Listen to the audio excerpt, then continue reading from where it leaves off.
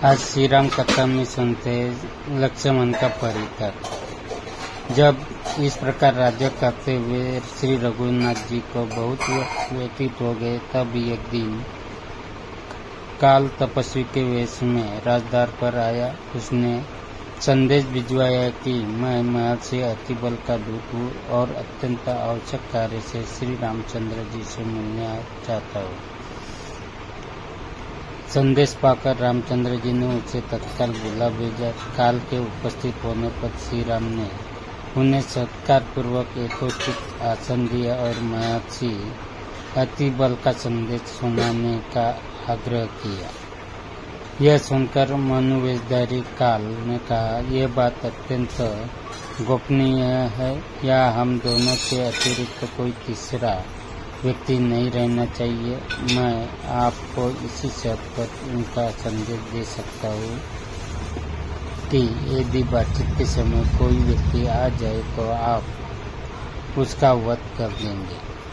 श्री राम ने काल की बात मानकर लक्ष्मण से कहा, तुम इस समय द्वारपाल को विदा कर दो और स्वयं तो डोरी पर जाकर खड़े हो जाओ। ध्यान रहे, इस मुनि के जाने तक कोई यहाँ आने न पाए। जो भी आएगा मेरे द्वारा मारे जाएगा। जब लक्ष्मण वहाँ से चले गए तो उन्होंने काल से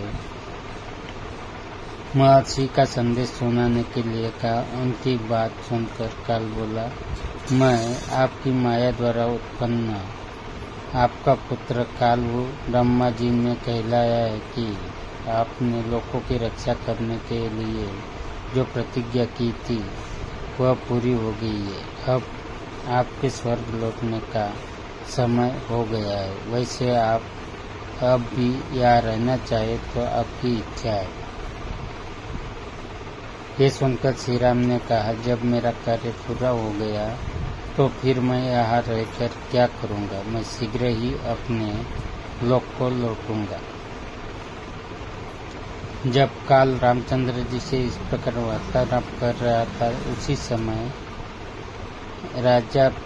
राजप्रासाद के द्वार पर महर्षि दुर्वासा रामचंद्र से मिलने आए। वे लक्ष्मण से बोले, मुझे तत्काल राघव से मिलना है। विलंब होने से मेरा काम बिगड़ जाएगा, इसीलिए तुम उन्हें तत्काल मेरे आगमन की सूचना दो। लक्ष्मण बोले, वे इस समय अत्यंत व्यस्त है। आप मुझे आज्ञा दीजिए, जो भी कार्य हो मैं पूरा करूँगा।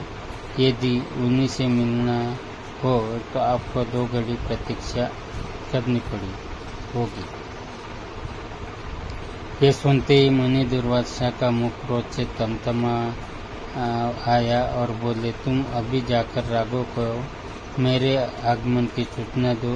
यदि तुम विलंब करोगे तो मैं शाप देकर समस्त रघुकुल और अयोध्या को अभी इसी क्षण भस्म कर दूंगा। ऋषि के क्रोधयुक्त वचन सुनकर लक्ष्मण सोचने लगे, चाहे मेरी मृत्यु हो जाए, रघुकुल का विनाश नहीं होना चाहिए। यह सोचकर उन्होंने रघुनाथ जी के पास जाकर दुर्वासा के आगमन का समाचार सुनाया। रामचंद्र जी काल को विदा कर महर्षि दुर्वासा के पास पहुँचे। उन्हें देखकर दुर्वासा ऋषि ने कहा, रघुनंदन, मैंने दीर्घकाल तक उपवास करके आज इसी क्षण अपना व्रत खोलने का निश्चय किया है। इसीलिए तुम्हारे यहाँ जो भी भोजन तैयार हो तत्काल मंगाओ और श्रद्धापूर्वक मुझे खिलाओ। रामचंद्र जी ने उन्हें सब एक प्रकार से संतुष्ट कर विदा किया। फिर वे काल की दिए हुए वचन का स्मरण कर भावी भ्रातृ वियोग की आशंका से अत्यंत दुखी हुए। अग्रज को दुखी देखकर लक्ष्मण बोले, प्रभु, यह तो काल की गति है। आप दुखी न हो और निश्चिंत होकर मेरा वध करके अपनी प्रतिज्ञा पूरी करें। लक्ष्मण की बात सुनकर वे और भी व्याकुल हो गए।